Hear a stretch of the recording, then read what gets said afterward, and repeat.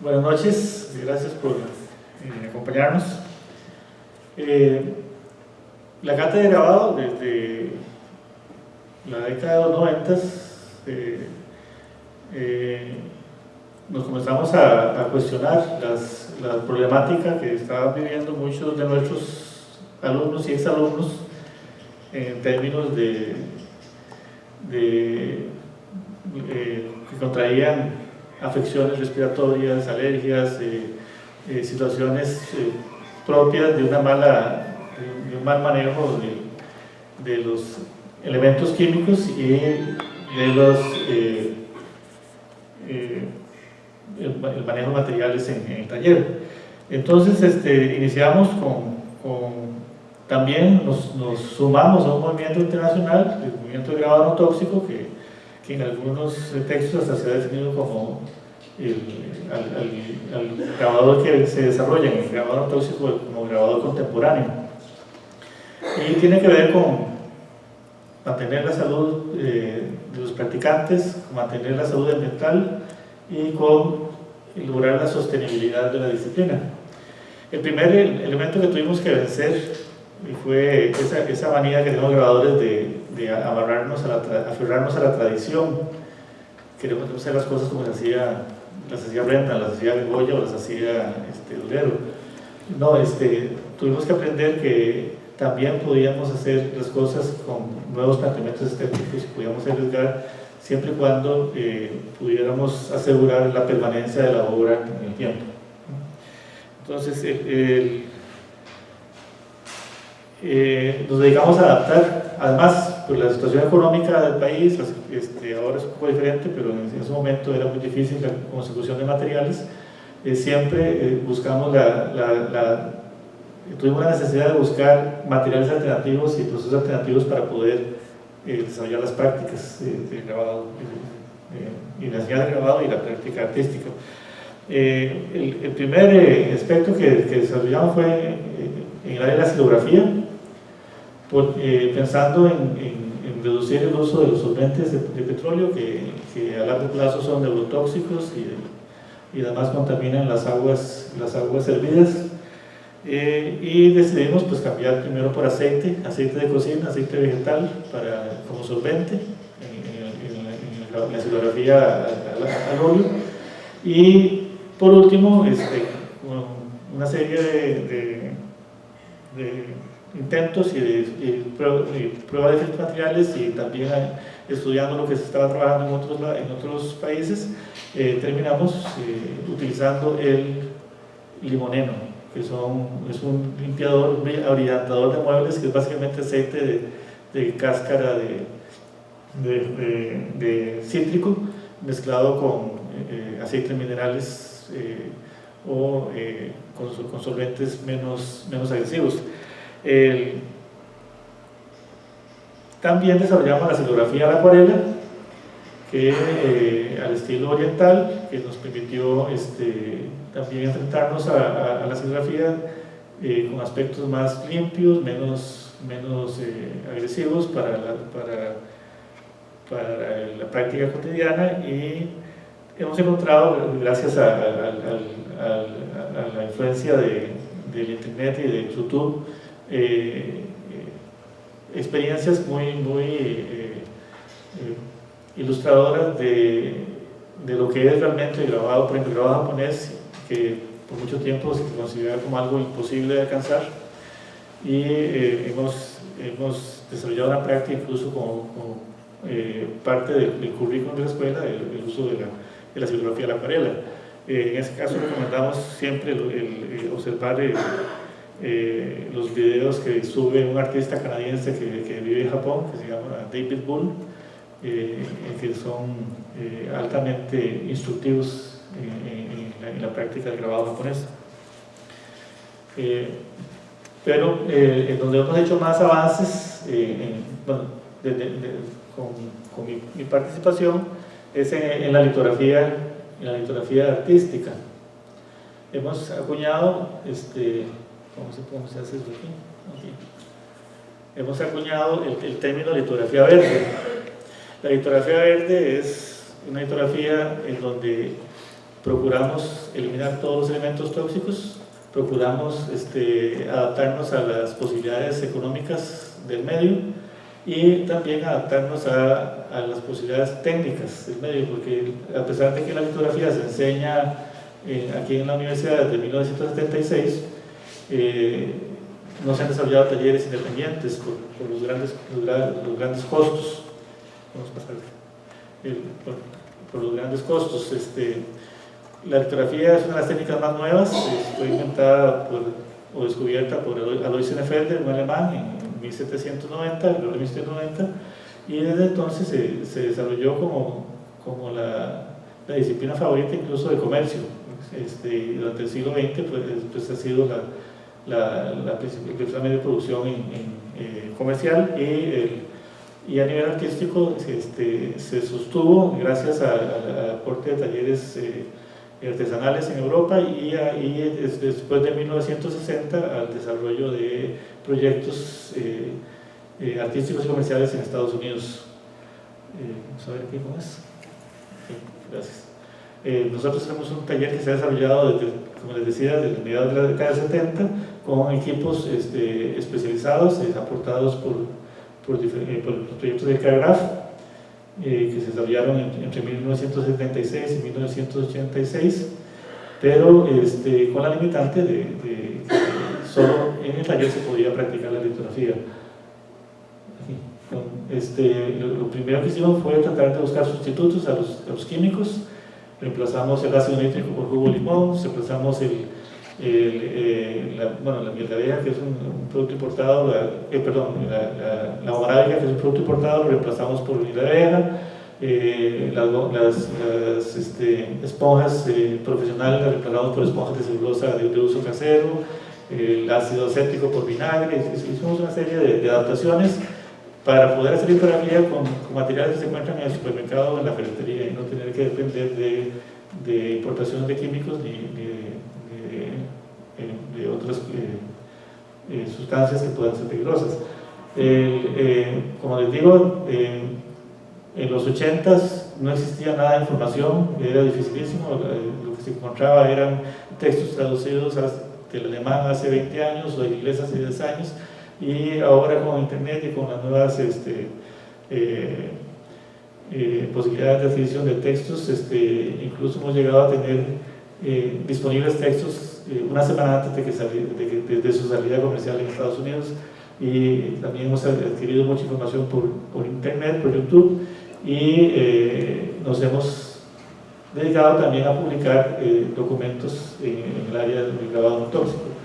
La piedra de Bavaria la sustituimos por mármol comercial, la prensa la sustituimos por la impresión manual, y llegamos a tener un punto de quiebre cuando logramos hacer litografía en la playa lejos del taller de la escuela.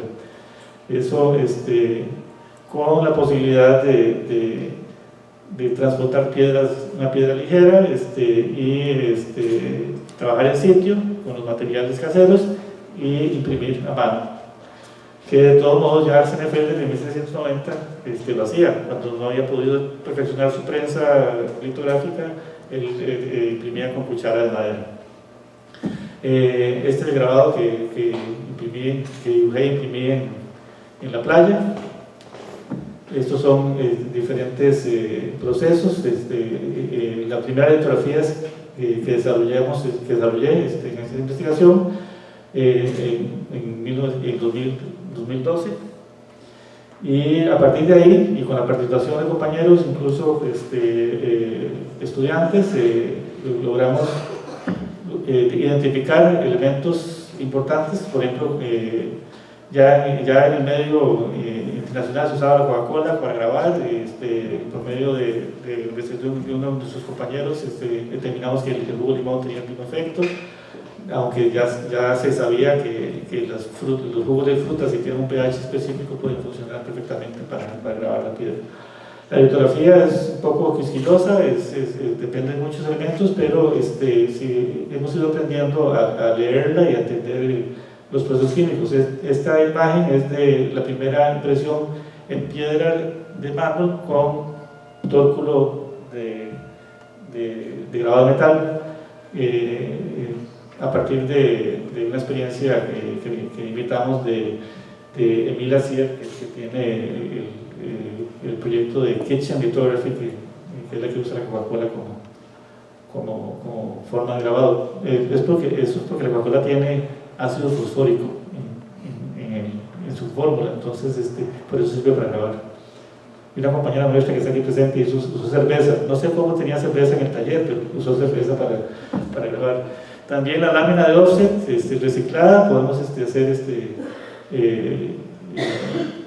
utilizarla igual que se utiliza en la litografía comercial, en la litografía artística, la litografía comercial, y grabada con piedra vieja con limón, y en ediciones manuales o ediciones impresas con tórculo de grabado de metal. Estos son algunos ejemplos de estudiantes que han trabajado desde su casa y en el taller para la producción de litografías. Este compañero Albert Chinchilla hizo algunas de sus litografías en su casa en Orosi. Yacir Ortiz, que está aquí presente, con trabajos hechos con touche y ediciones pequeñas, pero básicamente con la finalidad de pedagógica, pero ya con un dominio muy preciso. Leonardo Mora, otro compañero de grabado, que tiene ha desarrollado también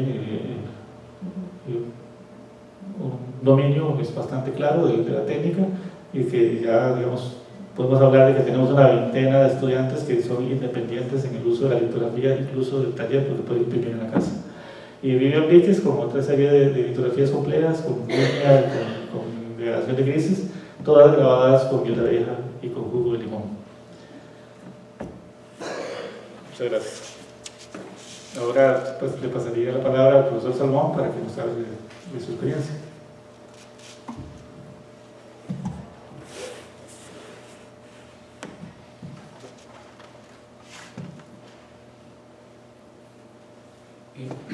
Buenas noches. Yo les voy a hablar fundamentalmente de una experiencia que hemos desarrollando hace unos 8 años sobre una técnica alternativa que igual se utiliza grabado en hueco, pero un material alternativo muy común como es el cuero. Por eso se denominó corium grabado. Corium significa piel de animal curtido en latín. Entonces aquí vemos una estampa típica de un país muy característico en esta tradición del arte cuero, que se llama Marruecos. Ahí viene la palabra marroquinería. Eso es un método artesanal de curtido. Aquí vemos ya una industria más moderna con diferentes estándares. Y al final de cuentas, lo que interesaba en la investigación era aplicar el pasado para dimensionar el futuro. O sea, estas técnicas para trabajar el cuero se han utilizado desde hace cientos de años. Entonces aquí vemos un ejemplo de que se utilizaba fundamentalmente para decorar y crear al final ciertas incisiones en la piel, pero como objeto funcional decorativo. Entonces esa capacidad de una manera muy fácil, solamente hidratando el cuero, como vamos a ver, permitía que después de que se seque permanezca años. Se han encontrado tumbas incluso en América Latina con artefactos de cuero que se hicieron grabados o especies de incisiones hace cientos de años y no han cedido. Entonces esa particularidad que tiene el cuero de ser hidrófilo, absorber el agua, y una vez que se seca mantiene esos grabados, me llamó poderosamente la atención, y pues eso surge a veces una pregunta muy sencilla: ¿qué pasa si le echamos tinta y imprimimos? Entonces ahí está un poco la novedad, ¿verdad? En ese sentido, algo que se delegaba a un ámbito artesanal, ver qué posibilidades tiene para sustituir procesos químicos con mordientes y con a veces engorrosos procesos que se venían utilizando en grabado. Entonces vemos que se ha utilizado en muchísima historia, en las guarniciones árabes, en América Latina fundamentalmente en todo lo que tiene que ver con el mundo de los equinos, digamos, diferentes. Aquí vemos todos estos procedimientos que hay aquí, similares a los que usan en Marruecos, obviamente con otras connotaciones, otras gráficas, pero permanecen cientos de años. O sea, cómo eso, simplemente hidratando el cuero, puede luego mantenerse tanto tiempo.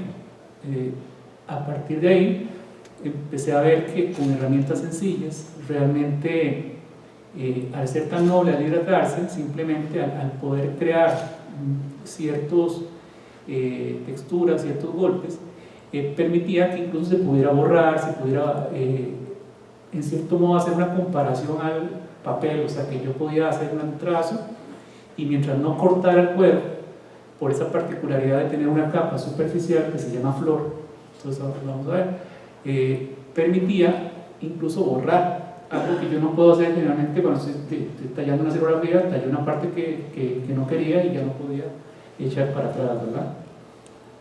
Herramientas caseras, y aquí vemos uno de las técnicas, la parte externa del cuero, la parte que tiene ese color a veces que lo hace característico, siempre se va a llamar popularmente flor, y la carne no es que tiene carne, sino que anteriormente estuvo la piel del animal adherida a la parte muscular. Una vez curtido, todo esto se estabiliza y mantiene una particularidad, y es el hecho, primero, que dura muchos años, o sea, ya es un material que puede durar cientos de años, pero cada vez que se vuelve a hidratar, se puede deformar.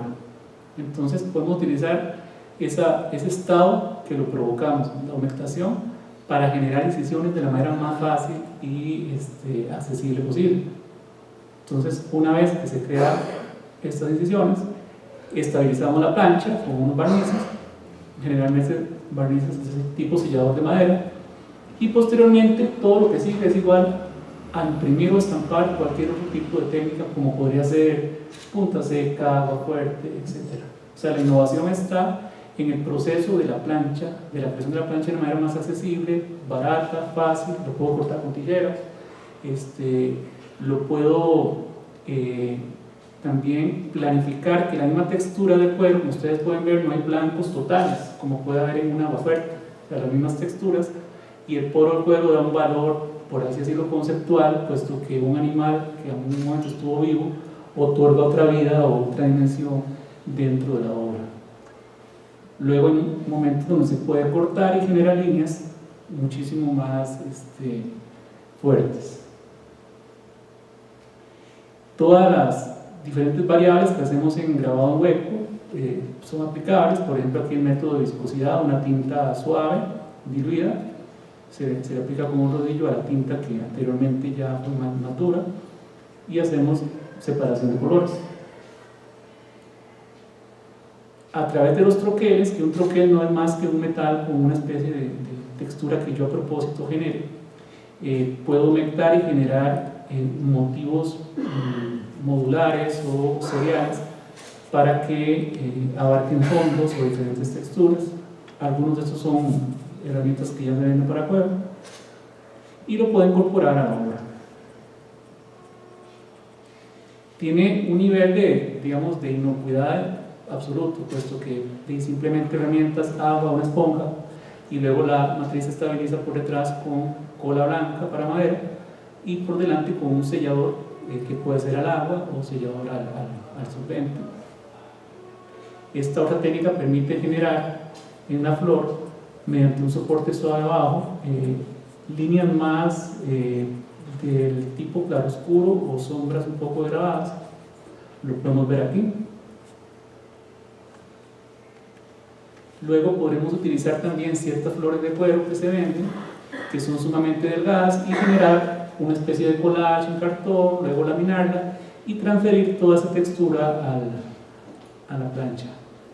También como si fuese una coreografía. La primera se trabajó con cartón, se le puso textiles, y luego esa piel tan delgada, en este caso fue cuero de cerdo, se le pone goma y se pasa por la primera vez por la prensa, con lo cual toda la superficie es laminada con la textura y luego eso se va a reportar a la obra impresa. Otra particularidad de esta técnica o otro hallazgo es la facilidad de generar los famosos barnices blancos, que tradicionalmente se tenía que poner un barniz asfáltico en el metal, poner los textiles o lo que yo quisiera transferir, y luego era una suerte de que a veces me salía, a veces no, de que todo se transmitiera. Había que hacer diferentes tipos de cremados. Pues aquí simplemente inyectando la piel se pasa una vez por la prensa y todos los elementos son transferidos de una manera muy sencilla y muy precisa. Y luego tenemos una alta definición. Entonces esta etapa o esta subtécnica es bastante lúdica. Yo puedo generar composiciones solo con texturas sobre un gran pedazo de cuero, y a partir de pasar una vez por la prensa genero mi plancha y luego lo estampo de la manera tradicional. Collage, existen muchos tipos de pieles. El cuero en general es un material que, fuera de lo que suele pensarse, es muy barato. El producto terminado en cuero sí es más caro, pero la materia prima, somos un país productor de materia prima. Otro enfoque que hice en la investigación es que no se utilizaron cueros de animales que fueran creados solo para, reproducidos únicamente para tener su piel. O sea, generalmente son pieles de animales ya de la industria cárnica que de alguna u otra manera, si no aprovechan la piel, pues la desechan. Existen industrias en otros países, en Costa Rica no, de pieles únicamente animales reproducidos para obtener nada más la piel, no el alimento.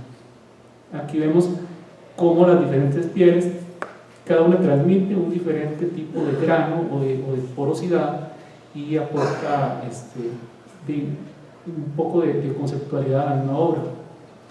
Todo esto se conglomeró a partir de 2012 más o menos en un compendio. Se generó un libro didáctico donde se describe el proceso, el origen de la investigación y didácticamente cada técnica. Entonces el libro está ya publicado por Editorial Neuser. Aquí tengo algunos si alguien lo quisiera, y básicamente pretende que cualquier persona aprenda leyendo desde lo más básico hasta lo más complejo. Esta investigación fue objeto de patente por la Vicerrectoría de Investigación, y después de 3 años pues ya el registro público dio una patente. Se considera que es una subtécnica de grabado única en el mundo, y se le dio la patente respectiva, dejando la autoría y las regalías a la misma universidad. En ese caso yo únicamente pues estaría desde la autoría de la investigación. Lo importante también de todo esto es hacer la transferencia tecnológica, o sea, poder luego replicarlo entre los estudiantes y verlo como un medio más de grabado. Esto no trata de sustituir ni el agua fuerte ni otro tipo de técnicas, sino como uno más que incluso encuentra afinidades en diferentes búsquedas que tiene la gente para expresarse. A veces yo quiero hacer grabado pero no sé con cuál técnica expresar cuál concepto. Entonces se ha formulado un curso optativo que se suele dar aquí en la facultad cada año y medio más o menos, que se llama Introducción al Cuero y Grabado. Aquí vemos ejemplos de estudiantes, creo que detectaron y cómo utilizan la plancha tal como se la encontraron, el pedazo de cuero tal como lo encontraron, y hacen transferencias. Luego, una de las cosas que yo creo que es particular de esta técnica es no pretender competir con otras en el sentido de la precisión de la edición. Yo creo que es una técnica híbrida entre el grabado y un poco la expresión pictórica. O sea, no pretende generar grandes ediciones. De hecho, si acaso he hecho ediciones de 10 o 15 ejemplares. Se presta muchísimo para transgredir el blanco y negro, ¿verdad? La parte de color. De hecho, muchos de los estudiantes prefirieron generar diferentes alternativas en varios tonos. La parte modular se beneficia mucho puesto que se corta muy fácil. El cuero se corta con tijeras, con cúter, entonces puedo generar a veces esa plasticidad que no te permite el cobre por ser un material no tan fácil de cortar. Se ha replicado fuera del contexto oficial de la U, entonces en la casa del artista se compartió y se hicieron muchas experiencias. Fue interesante, alrededor de 30 personas.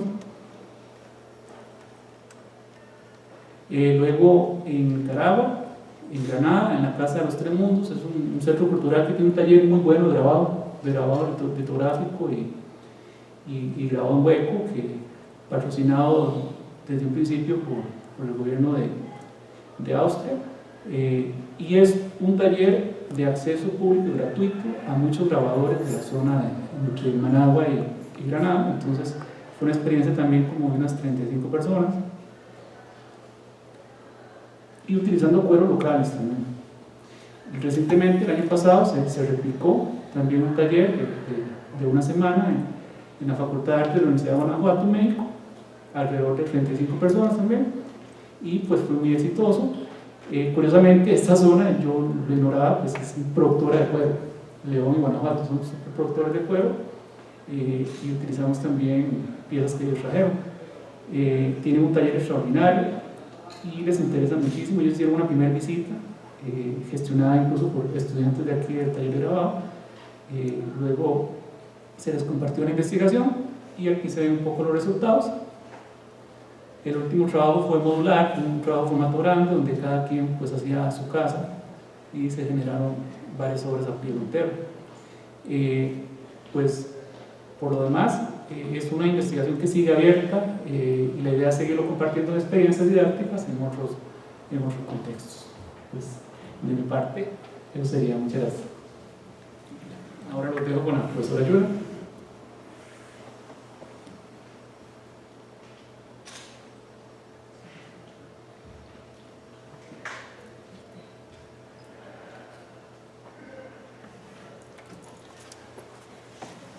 Bueno, primero que todo, buenas noches. Gracias por acompañarnos, compartir con nosotros este ratito para mostrarles parte de la experiencia que hemos tenido en la cátedra de grabado en cuanto al trabajo de investigación, tanto en los cursos como en la producción docente y de estudiantes.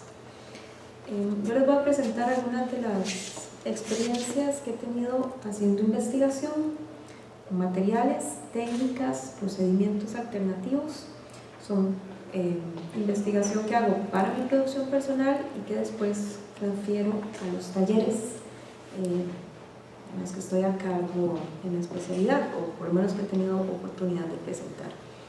Así que sería estampa artística, prácticas alternativas, técnicas, soportes y matrices experimentales. Primeramente, en uno de los talleres optativos, que es el de colografía y técnicas aditivas, se ha trabajado considerando tres ejes. Primero, los soportes en la confección de matrices, utilizando cartón, maderas, MDF, plywood, lámina offset e incluso otros materiales de metal o acrílico. Materiales encolados que nos van a servir como a partir del principio del collage. Utilizamos textiles, papeles de todo tipo y cartones, plásticos, papel de lija, masking tape, granos, semillas, arena, vegetación, corteza, básicamente todo lo que hay en nuestro entorno. Y aditivos, que serían la goma bicromatada, que es uno de los principios tradicionales para el desarrollo de la colografía.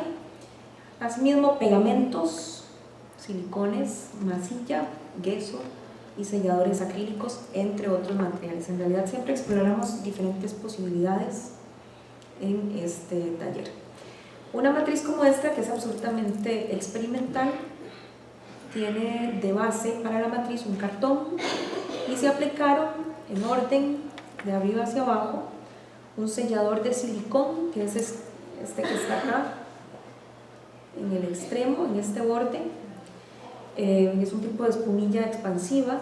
Asimismo, en esta zona, gesso y un pegamento con cáscara de huevo pulverizada para dar textura.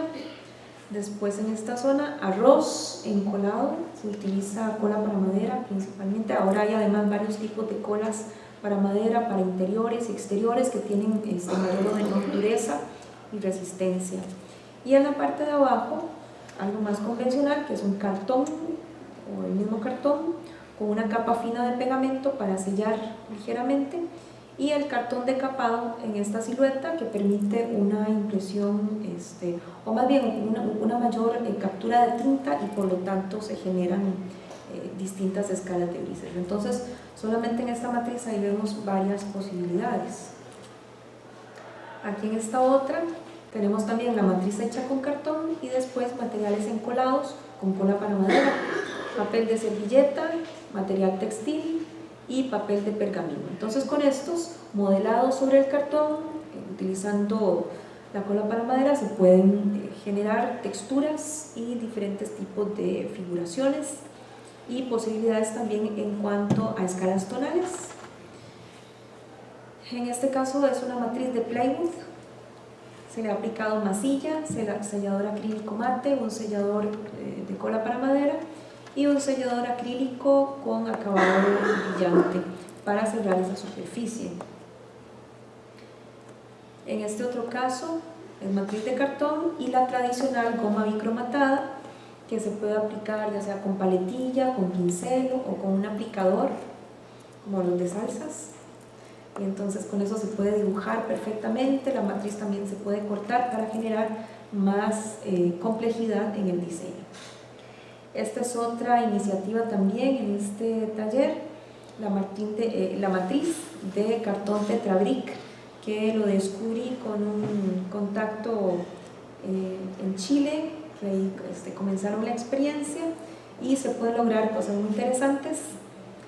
Por supuesto es una matriz que tiene una vida útil bastante corta, pero bueno, permite de todas formas impresiones. Se puede hacer un trabajo de grafeado sobre esta, semejante a una punta seca, como las que hacemos en el grabado en metal.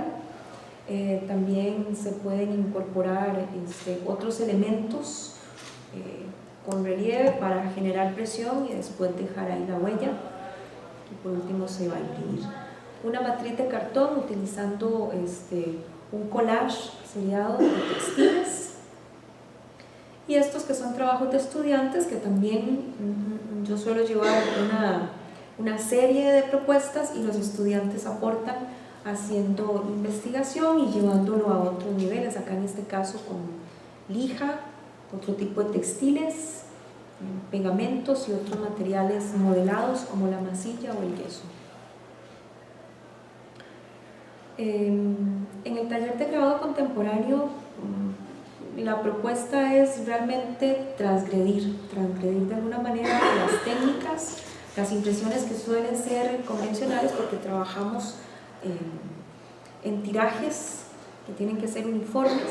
La colografía permite, por ejemplo, en estas técnicas de colografía y técnicas aditivas, se nos permite, por ejemplo, por la vida útil de las matrices, tirajes de 5 hasta 12 ejemplares de buena calidad. También siempre propongo explorar otras posibilidades, así que yo soy la que viene a traer ahí un poquito la ruptura entre la tradición, por lo menos en estos talleres. En el de contemporáneo, como les decía, las propuestas incluso han alcanzado trabajo de carácter colaborativo. Aquí trabajamos con matrices y soportes alternativos para generar proyectos en monotipia y monograbado. Comenzamos con materiales vegetales, cortezas, maderas, metales, acrílicos, hules, textiles y objetos tridimensionales. De todos, lo que estamos buscando es que estos objetos sean la matriz, y perseguimos que estos objetos, o generar con estos objetos la impronta o estampa. Asimismo, las imágenes resultantes, nos damos la libertad de hacer intervención manual con dibujo, pintura, marcadores, collage, bordados, escritura, sellos y otros medios. Trabajamos con soportes, el tradicional, que es el papel, pero también buscamos experimentar con diferentes tipos de papeles que no son los convencionales de grabado, y por supuesto con textiles también de diferentes características. Asimismo, como les decía, el trabajo colaborativo y colectivo. Más adelante les voy a mostrar una obra que trabajamos desde una técnica convencional como grabado en relieve, pero lo hicimos como equipo. Todo el grupo participó en la producción de esta obra. Por último, dentro de las discusiones que tenemos en el taller, o cuando formulamos las propuestas, es considerar además, cuando producimos la obra, pensar de antemano la propuesta de exhibición y que sea de carácter no convencional.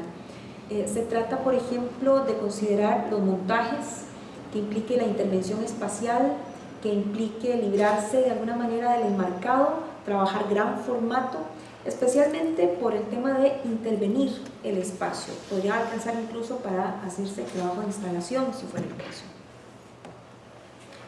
Estas son algunas propuestas de mi trabajo personal, en el que utilizo materiales vegetales que estoy recolectando, entintados, para obtener de estos la huella. Acá también es otra serie con otras posibilidades también en cuanto a construcción de imagen, otras combinaciones en las que se combinan textiles con esos materiales vegetales o bien solo elementos textiles entintados para obtener diferentes tipos de huellas o incluso ya una discusión desde la imagen conceptualizando. Esta es una exploración de un estudiante que utilizó diferentes recursos: cartón corrugado, un guante de hule, plástico quemado y un papel arrugado, todo entintado y dejando la huella. Trabajo de monotipia convencional también. Esta es una monotipia al trazo. Y después el proyecto colectivo, buscamos, entre todos nos pusimos de acuerdo para hacer la reproducción de una obra, fue Los sobrevivientes de Kate Kollwitz. Trasladamos la imagen a la tabla, después la cortamos en partes, cada uno talló una parte de la imagen, imprimimos entre todos y por último obtuvimos este resultado. Tuvimos que imprimir así como por partes la imagen porque no cabía en la prensa, pero creo que el resultado fue muy interesante porque hay 15 o 16 diferentes idiomas gráficos en esta imagen, que es la manera en la que cada uno solucionó la talla del fragmento que le correspondió. Aparte, estábamos interpretando una obra que se realizó originalmente en litografía, así que había ahí un doble reto por solucionar. Yo diría que quedé muy satisfecha con el resultado, los estudiantes también, por supuesto, y creo que es una experiencia que se antoja repetir. Por último, grabado en metal. Aquí sí me porto bien y mantengo las dinámicas convencionales. Me parece que para tener conocimientos que después se puedan transformar en discurso, transformar en una obra seria, desde la cual se puede inclusive teorizar o fundamentar propuesta, es necesario conocer los principios de la técnica tal cual, ¿no? Como de manual. Una vez que conocen la técnica en todas sus dimensiones, están en capacidad de construirla o de hacerla o ponerla a su servicio, y no al revés, están los otros al servicio de la técnica. En grabado de metal entonces trabajamos con, por supuesto, los medios no tóxicos, de los que ya comentó previamente Alberto, con mordientes, barnices y diferentes metales, aparte del cobre, que ha sido pues el de la tradición. Obtenemos beneficios como la autosuficiencia, minimizar costos de producción y por supuesto accesibilidad. Entonces tenemos mordientes, que son sales que nos permiten corroer las placas. Lo que nos demandan estos mordientes es paciencia. A diferencia del ácido nítrico, con el que podíamos hacer quemadas de 15 minutos o de 30 minutos, hoy tenemos que considerar 8, 12, 24, 72 horas para tener mordidas profundas para diversas técnicas, pero creo que ha valido la pena, no solamente por los costos, sino también por minimizar los efectos en la salud y por supuesto el medio ambiente. También hacemos trabajo de cocina del grabado, producimos nuestro propio barniz con cera para pisos, crayola y otros medios, y tiene perfectamente consistencia. Como verán, podemos trabajar con estos medios, tanto las placas de cobre como placas de hierro, con resultados que no tienen nada que envidiar a las técnicas convencionales, que eran relativamente tóxicas. Y los proyectos de estudiantes realizados con estos medios, la famosa Yacira, que participó también el año pasado, un grupo de estudiantes participaron en la primera Bienal de la Pequeña Estampa Latinoamericana del Caribe. Yacira recibió el premio del público, ¿verdad? Entonces, pues sí están dando resultados los trabajos que hacemos en el taller. Este es otro trabajo también estudiantil.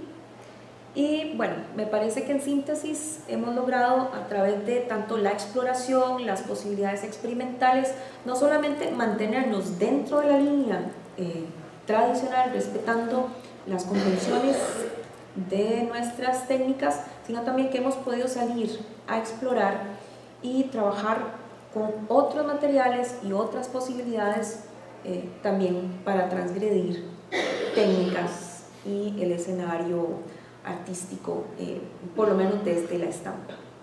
Muchas gracias.